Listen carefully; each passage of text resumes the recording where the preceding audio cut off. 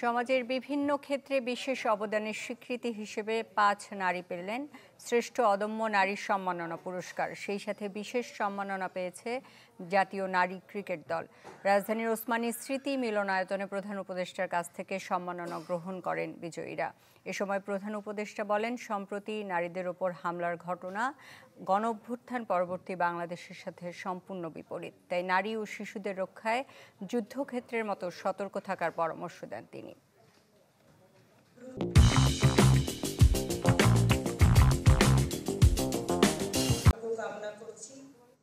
রাজধানীর ওসমানী স্মৃতি মিলনায়তনে মহিলা ও শিশু মন্ত্রণালয় আয়োজিত আন্তর্জাতিক নারী দিবসের অনুষ্ঠানে যোগ দেন প্রধান উপদেষ্টা ডক্টর মোহাম্মদ ইউনূস।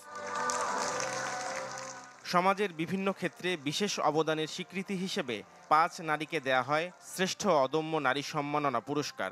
সেই সাথে বিশেষ সম্মাননা পেয়েছে জাতীয় নারী ক্রিকেট দল। এই গভীর শ্রদ্ধার সঙ্গে স্মরণ করছি মহান মুক্তিযুদ্ধের বীর শহীদদের।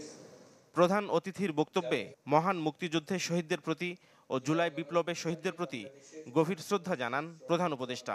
বলেন, ফ্যাসিবাদী শক্তির সামনে হিমালয়ের মতো দাঁড়িয়েছিল অদম্য নারীরা। তবে গণঅভ্যুত্থানের সম্মুখ সারিতে থাকলেও সমাজে নারীরা পিছিয়ে আছে। ফ্যাসিবাদী শক্তির প্রাণঘাতী অস্ত্রের সামনে হিমালয়ের মতো দাঁড়িয়েছিল আমাদের মেয়েরা।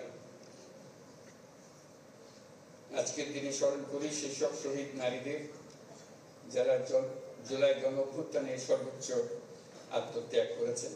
গণঅভ্যুত্থানের সম্মুখ সারিতে থাকলেও আমাদের সমাজে এখনো অনেক ক্ষেত্রেই নারীরা পিছিয়ে আছে। সম্প্রতি বিভিন্ন জায়গায় নারীর প্রতি জঘন্য হামলায় উদ্বেগ প্রকাশ করেন প্রধান উপদেষ্টা।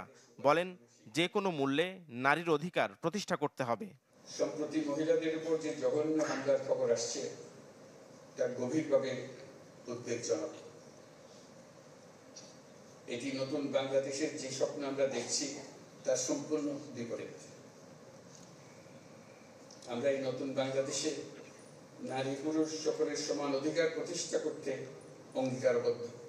দেশে পতিত সরকার বিশৃঙ্খলা সৃষ্টির চেষ্টা করছে, তাই নারী ও শিশুদের রক্ষায় যুদ্ধক্ষেত্রের মতো সতর্ক থাকার পরামর্শ দেন প্রধান উপদেষ্টা।